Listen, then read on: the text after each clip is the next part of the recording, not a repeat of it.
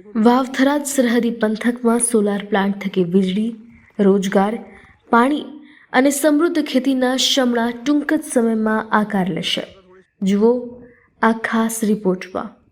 ભારત પાકિસ્તાનની આંતરરાષ્ટ્રીય સરહદે આવેલો એક એવો સરહદી વિસ્તાર કે જ્યાં છાસવારે દુષ્કાળના ડાકલા વાગતા હતા, જ્યાં બેરોજગારીની પારાવાર સમસ્યા હતી, જ્યાં સુરક્ષાઓના પણ પ્રશ્નો હતા, જે વિસ્તાર એ ધૂળિયા પ્રદેશ તરીકે ઓળખાતો હતો, એવા વાવ-થરાદ સરહદી પંથકને હવે નવીન વાવ-થરાદ જિલ્લાની સુવર્ણ ભેટ મળી છે. આ ભેટ થકી હવે વાવ-થરાદ જિલ્લા એટલે કે સરહદી વિસ્તારોનો સુવર્ણ કાળનો શુભારંભ થશે. તેથી જ વાવ-થરાદના આ સુવર્ણ ઇતિહાસ માટે રખેવાળ રજૂ કરી રહ્યું છે આ વિશેષ અહેવાલ. સરહદી વિસ્તારોના સુવર્ણકાળની શરૂઆત. જોતા રહો રખેવાળ પ્લસ.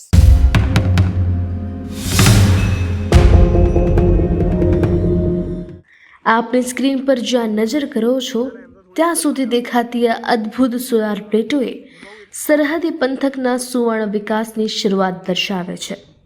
જે જિલ્લામાં એક સમયે ધૂળની ડમરીઓ ઉડતી હતી, ઉદ્યોગ ધંધા કે રોજગારની કોઈ વ્યવસ્થા જ ન હતી, ત્યાં આજે રાધા નેસડા જેવા નાનકડા ગામે જ 800 મેગાવોલ્ટ વીજળી ઉત્પન્ન કરતો એક સોલાર પ્લાન્ટ આકાર લઈ રહ્યો છે.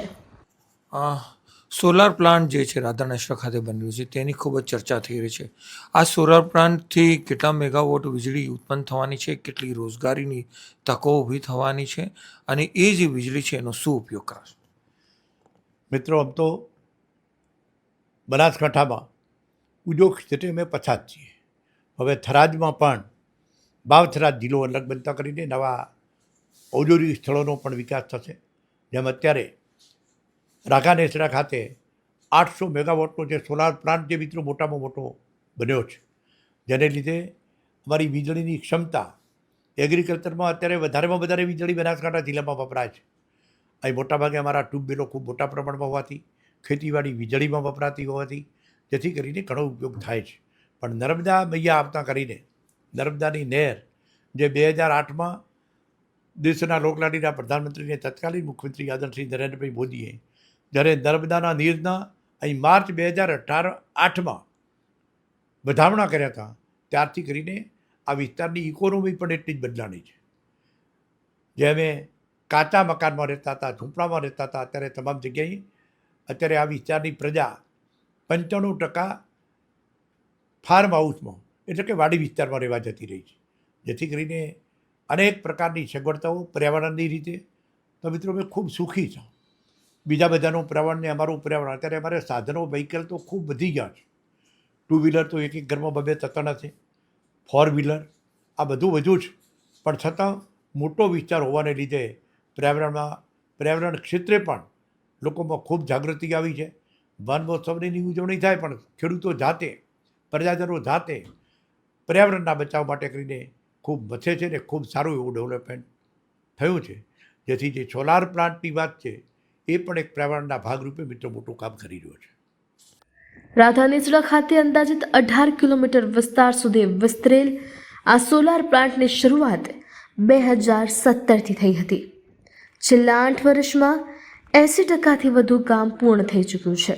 આ પ્લાન્ટ પર 500થી વધુ સ્થાનિકો રોજગારી મેળવી રહ્યા છે. અહીં આકાર લઈ રહેલું સોલાર પ્લાન્ટ સરહદી પ્રજાને વીજળી, પાણી, ખેતી, બેરોજગારી જેવી બધી જ સમસ્યાઓ નિવારી દેશે તેવી આશા અહીંના સ્થાનિકોની છે. અમારા વિસ્તારમાં વાવ-થરાદ વિસ્તારની અંદર પહેલાં વીજળીની ખૂબ મોટી તકલીફ હતી, તો અત્યારના જે રાધા નેસડા ખાતે 800 મેગાવોટનો મોટો વિશાળ એક સોલાર બની રહ્યો છે અને કોમ લગભગ પૂર્ણતાને આવે છે. એના હિસાબે આખા વિસ્તારની વીજળીની જે સમસ્યાઓ હતી એ ઓછી થઈ ગઈ છે અને હજારો યુવાનોને એના માટેની રોજગારીની તક પણ મળે છે. કારણ કે ગામે ગામ નવીન નાના મોટા ધંધા પણ વિકસાવી શકે છે અને પશુપાલનને અને પાણી માટેનો પણ એનાથી વીજળીથી મોટો ફાયદો થાય છે.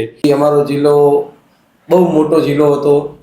એ જિલ્લાની અંદર રોજગારી નથી. પછી કેનાલો આવી અને રાધા નેસડામાં સોલાર પ્લાન્ટ આવ્યો. એના પછી ટુરિઝમ નડાબેટ જે ગુજરાત સરકારે બનાવ્યું, એમાં બહુ બધી રોજગારીઓ ઊભી થઈ.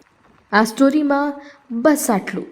આવી જ અવનવી સ્ટોરી જોડવા જાણવા માટે અમારી ચેનલને લાઈક કરો, સબસ્ક્રાઈબ કરો તેમજ શેર કરો.